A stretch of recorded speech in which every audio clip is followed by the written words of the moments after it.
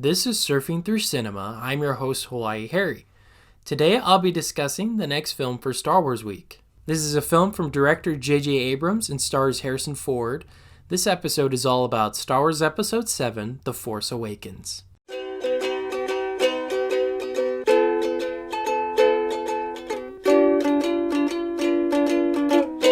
Okay, so some technical details about The Force Awakens.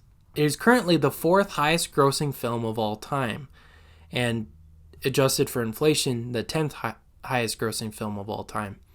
And I remember when this movie was coming out, there was all kinds of media for it. There was posters, toys, books.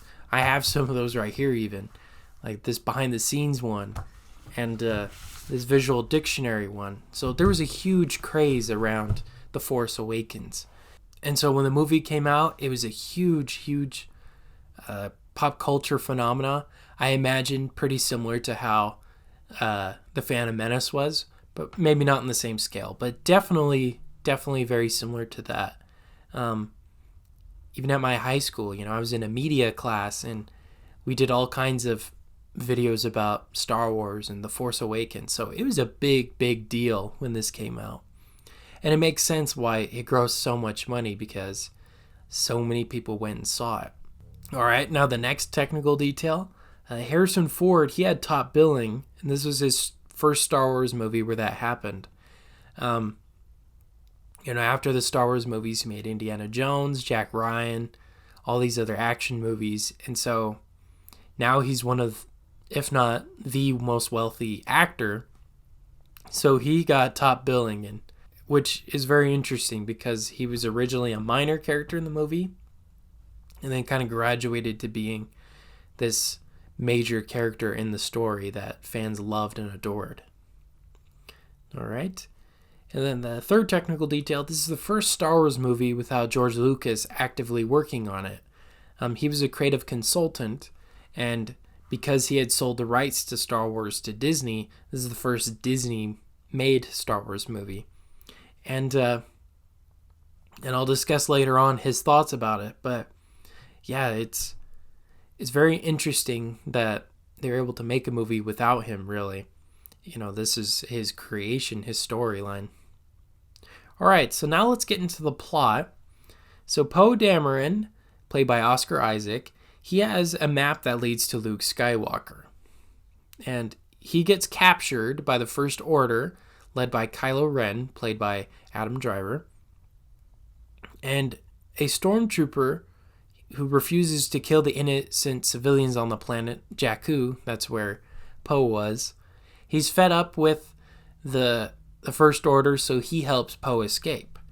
And they crash land back onto Jakku, and it's implied that Poe died in the crash. It's all the stormtrooper, who's now nicknamed Finn, for his serial number was FN2147, I believe. So they changed it to Finn. He finds Poe's jacket and he puts it on. With that, he's running through the desert. He finds this little town, and that's where he runs into Rey, who has BB-8. BB-8 was Poe's droid who has the map to Luke Skywalker hidden in him.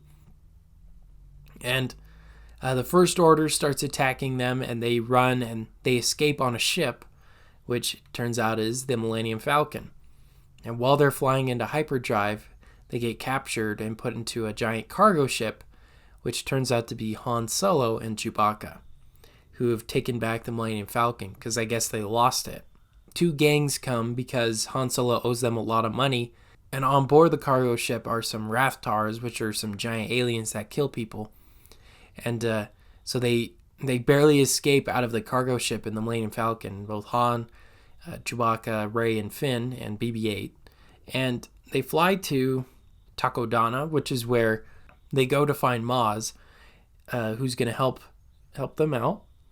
And unfortunately, the First Order comes, they were following them, and they capture and take away Rey. And Han, Finn, and Chewbacca, they meet up with the other Resistance leaders at their base, where Han runs into Leia again, and they decide they need to destroy the First Order, And the First Order has a giant base called Starkiller Base, which is essentially like the Death Star, but instead it's a planet that they've put a laser inside of. Han, Finn, and Chewbacca, they go to Starkiller Base, and they help Rey escape. Unfortunately, though, Han Solo dies at the hands of Kylo Ren, and they set off all the bombs to blow up the base, and the base is starting to fall apart. Well, Rey and Kylo, they get into a lightsaber fight, and Kylo's defeated, and Rey and them escape Starkiller Base, as does Kylo Ren with his leader, General Hux. And Starkiller Base blows up, and they're able to go back to Rebel Base. And then R2-D2 comes awake, and he has the rest of the map that they needed for finding Luke Skywalker. And Rey follows it and finds Luke on an ancient Jedi planet. And that's where the film ends. Okay, so that's the plot to The Force Awakens. I'm going to go on a break real quick, but first, here's a message from our sponsor. This podcast is brought to you by Anchor. If you haven't heard about Anchor, it's the easiest way to make a podcast. Here's how. It's totally free. There are tools that allow you to record and edit your podcast from your computer and even your cell phone. But that's not all. Anchor distributes your podcast for you so it can be heard on Spotify, Apple Podcasts, and many, many more. You could even make money from your podcast with no minimum listenership. Anchor is everything you need to make a complete podcast all in one small place. So go on and download the Anchor app or go to anchor.fm to get started today. Okay, so now that we're back from our break, I'm going to get into some critical views and my personal views on The Force Awakens. So Rotten Tomatoes gives The Force Awakens a 92%. And the Detroit News says that although similar to the original, many fans have complained about that. But it also leaves behind the clunkiness of the prequel trilogy, and so critics loved it across the board. They thought it was a great movie, but many fans and some critics felt it was just a repeat of the original Star Wars movie, the very first one, and that no new ground was covered. That was just rehashing of old ideas. Even Bob Iger wrote in his memoir that George Lucas, he couldn't hide his disappointment. George Lucas kept saying, at least with my prequel movies, sure, people didn't like them, but I covered new ground with them. I tried advancing technology with it. This just felt like a repeat of what's already been done. So he was pretty disappointed with that. Then on top of that, J.J. Abrams said that they had to do some tracking back that way to recapture and revive this series so that people were interested in it again. So they did cover some similar things. But across the board, people love this movie. It's considered the best of the sequel trilogy by many. And it brought back interest into Star Wars. So now I'll get into my personal views. The first time I watched it, I thought it was amazing. Going into theaters with hundreds of people around you that just absolutely loved it. The moments like seeing the Millennium Falcon again, seeing Han Solo again. It was an amazing experience that I'll never forget. But ever since then, every time I watch it, I'm continually disappointed.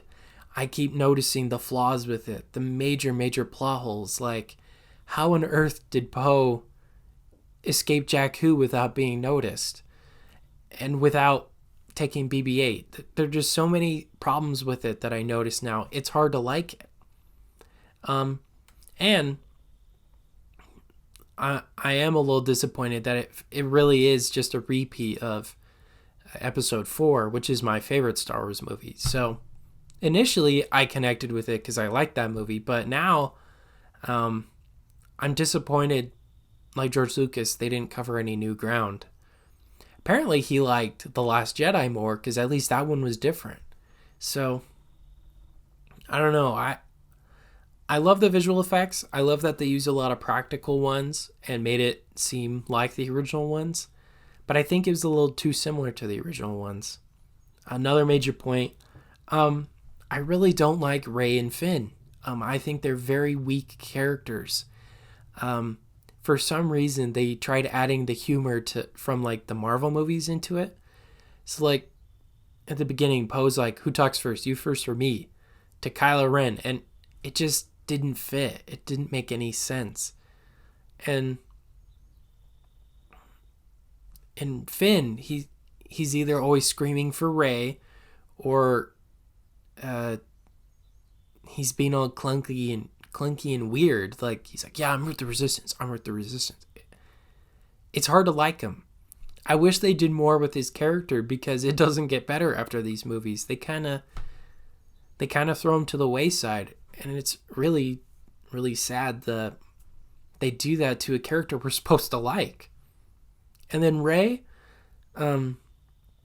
my biggest beef with her really is she's Force sensitive, which that's another topic I don't want to get into, but that's just ridiculous. But how is she able to defeat Kylo Ren in a lightsaber fight? She has no experience with a lightsaber, no experience using the Force. I think they should have hinted at it a little bit, like with her being able to escape by doing a mind control on a stormtrooper. I think they should have kept it at that, but she shouldn't have been able to defeat Kylo Ren so easily, because if he's supposed to be dangerous and supposed to be this powerful, crazy Jedi, well, former Jedi, I should say, how is she able to defeat him? It just doesn't make any sense. And like Finn, it doesn't get any better. It just gets weirder and just doesn't make any sense. And I think the biggest reason why is they didn't plan out this trilogy. They kind of planned it out as they went. And I think that was a poor mistake on Disney's part, because at least with the prequels, George Lucas planned them all out. With the originals, George Lucas planned them all out. He knew what the end goal was. And it feels like with these movies, they had no idea what the end goal was. Which, that works for the Marvel movies, but not for Star Wars. You know? We need to see a type of conclusion to this era, to this saga, I should say. Then my last point, and this is probably the biggest offender to me, the treatment of Han Solo. Why would he leave Leia after their son becomes evil? Wouldn't that make their relationship stronger? Wouldn't they want to be together much more? If he really loved her, he wouldn't have left her. And I really have a hard time believing he would do that. I don't like how they made him into Obi-Wan Kenobi, basically, being the wise old man. I mean, they could have hinted at that. They could have done that a little bit, but he didn't need to be killed. Because they did that, we'll never see those three characters together again. Because sadly, Carrie Fisher died while they were making this series. And when I get into The Last Jedi, there's other problems with that too.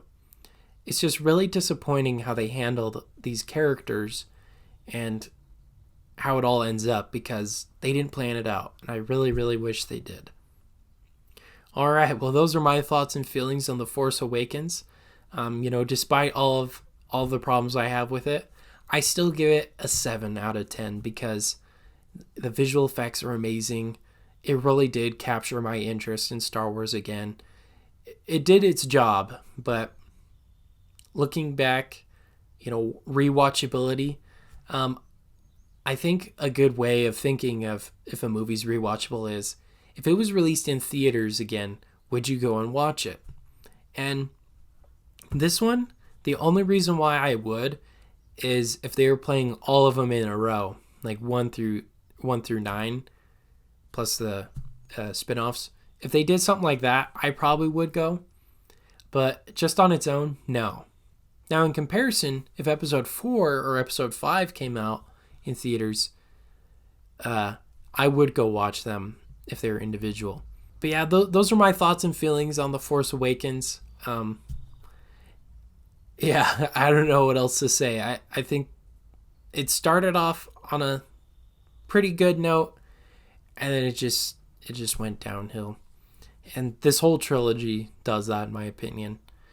Um, should it have gone all the critical acclaim it did? Honestly, no. I think if people looked back and reviewed it now, it would not get the acclaim it had at the time. Um, all right. So next time, I'll be discussing the next film for Disney Week. This is an animated version of the famous legend Briar Rose, and based off the classical orchestration of Pyotr Ilyich Tchaikovsky. This episode is all about Sleeping Beauty from 1959. All right, well, until next time, this has been Surfing Through Cinema with Hawaii Harry. Take care.